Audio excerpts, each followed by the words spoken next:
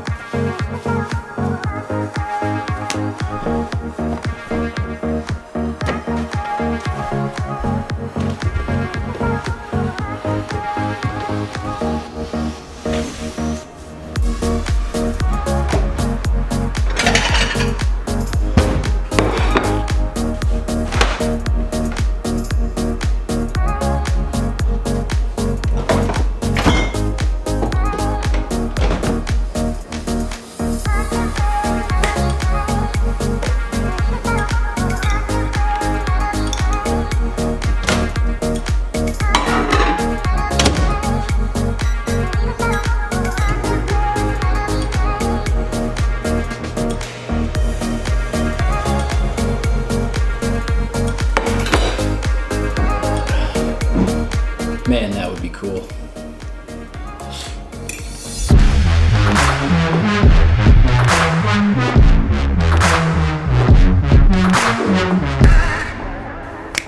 What's up, ladies and gents? All right, today we're talking about 2 ways to do some crazy cool line animations in Adobe After Effects. Now, there's good news and bad news. Which one do you guys want first? And I just realized nobody's gonna be able to answer that. So I'll give you the bad news first. Bad news is, it is time consuming. Doing this effect looks really awesome, as you saw in the intro, but it takes time to do. The good news is though, very easy. Super easy. In terms of all the After Effects crazy stuff you could do, this is among the easiest.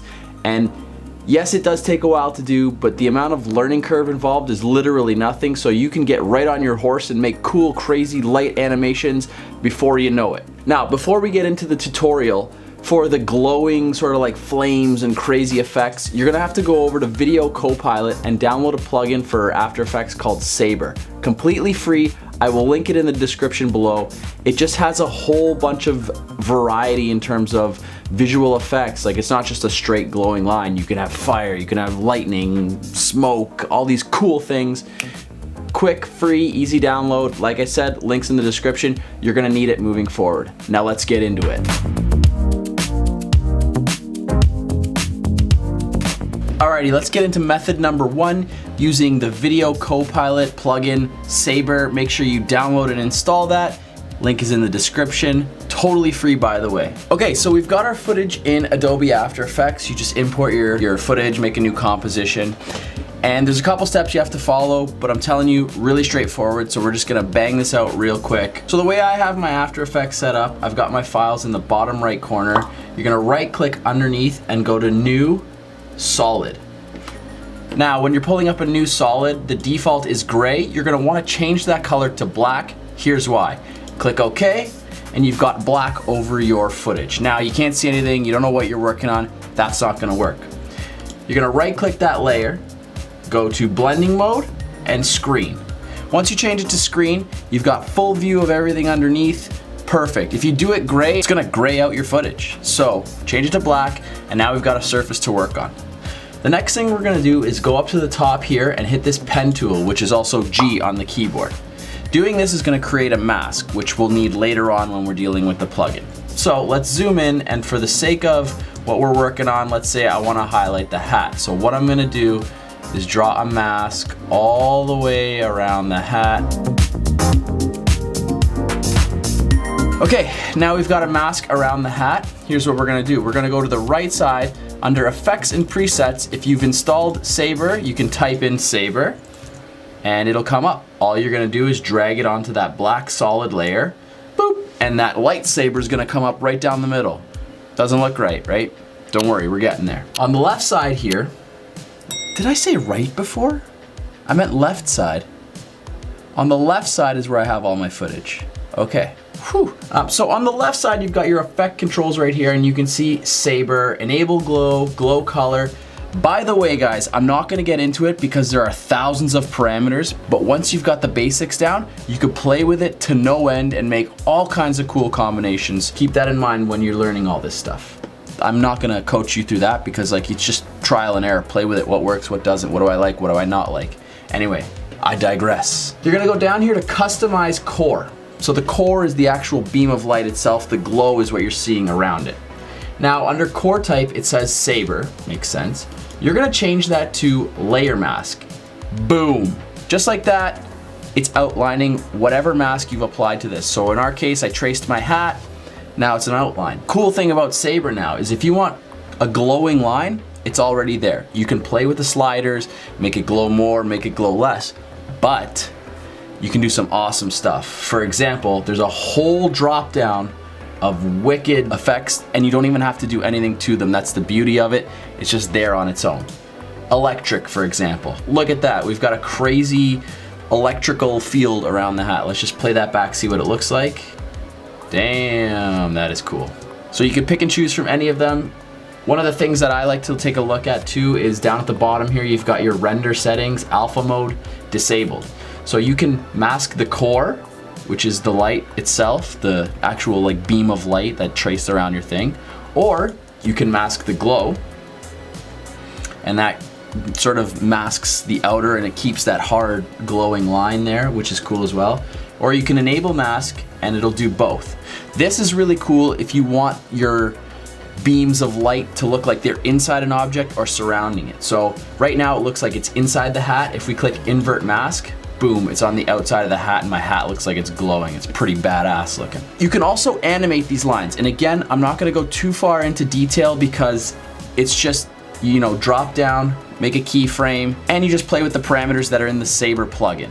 For example, just a quick one here.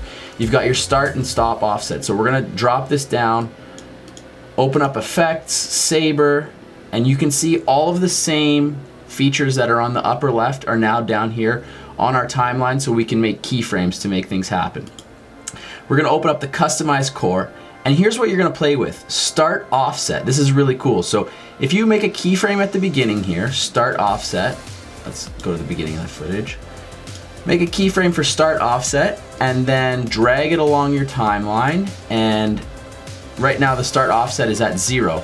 Drag it along your timeline and then slide it to 100 and then play it back and you'll see the light kind of like disappears, so it animates itself. Very simple. Instead of having to go through and like erase or hide or mask that whole line until you got it the way you do, you just set the start offset to 100 or 0 and it'll automatically do it for you. Now you can add more keyframes and go 100 to 0 back to 100 and it'll just reanimate. It's really cool, really simple. Again, you guys play with it and fool around with it and see what all kinds of crazy combos and lightning and fire you can do, and you can mix them all up and mix and match them. Really cool stuff and super easy. Now this one's not that time consuming. It is how much you want to play with it and push things along. Yeah, that's up to you. You could spend probably days on, you know, 5 seconds of footage making it absolutely wicked, but I think it would be worth it.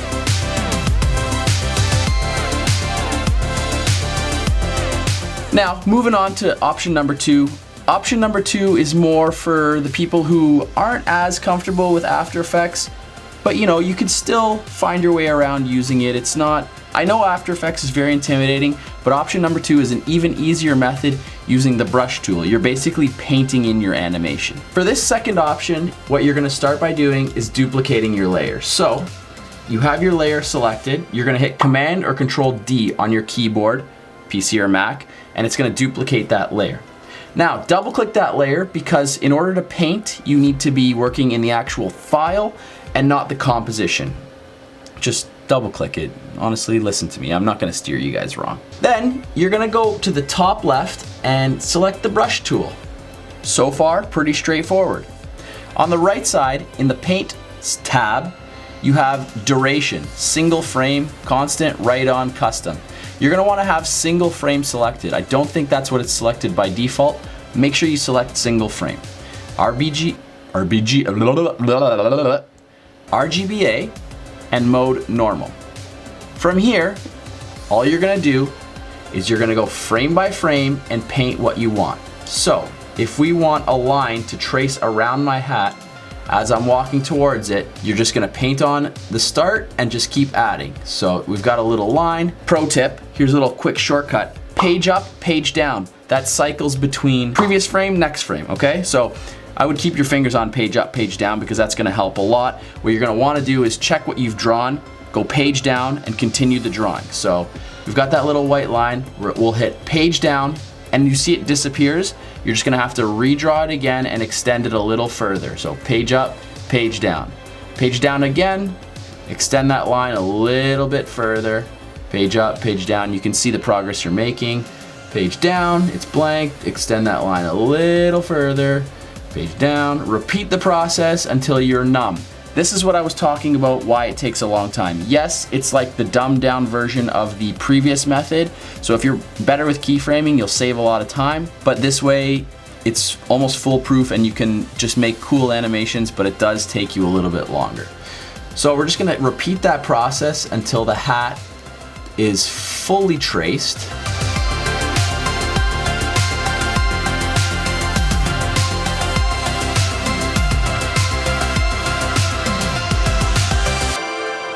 All right, so now that our hat is fully traced, we can play that back and you can see what it looks like. It's a really quick animation. Zoop. So it just traces the hat. It's kind of got that like shaky sketch feel to it, but it's not glowing like the rest of it. So if you wanted to do that as an animation where just the white lines trace around an object, or they could be like moving around your arms or around your body, or if there's like a quick motion you can shoot out and stuff like that, get creative with it. If you want to do that, you're set. All you do is export the footage. Done. Now, it doesn't glow like the rest, so we're gonna add a little bit of glow to this one. Unfortunately, we don't have the freedom that we did with the Saber effect, but there is a halfway solution. At the upper left side, where you effects and presets where you typed in Saber, now you're gonna type in glow. And all you're gonna do is drag glow onto that layer that you just drew on. Now you'll notice that everything is kind of blown out. We don't want that. So in the effect controls under paint, you have a little checkbox that says paint on transparent. Select that, boom, everything except for what you've painted with the paintbrush disappears, and now you can just adjust the settings as per your liking. If you go down, you can add more glow, less glow, and here's what I like to do. Under glow colors, it says original colors. We don't want that because it's just white. If you're going for a white glow, you don't have to do any work, it's done for you. But let's say you want to change it. So you're gonna go A and B colors, and if you go down a little bit further, I'm sure you guys, if you're following along, you've already seen this. I don't know why I'm pointing it out like it's hidden.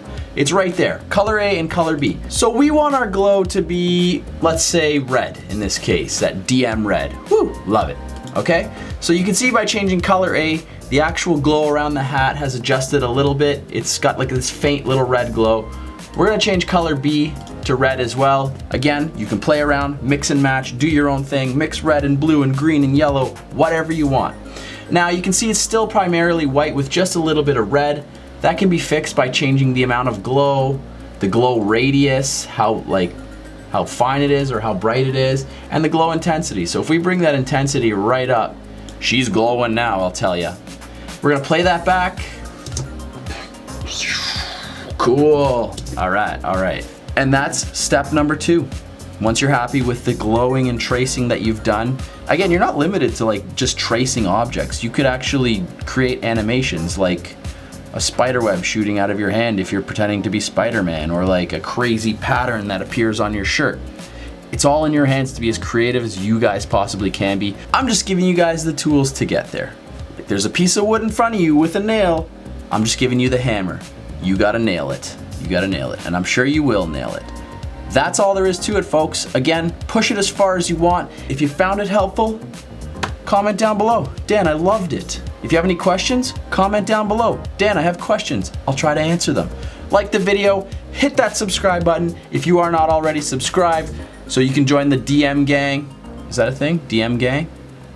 Well, we'll make it a thing. DM gang. So you can join the DM gang, and I'll catch you guys in the next video. Love ya! It's super easy.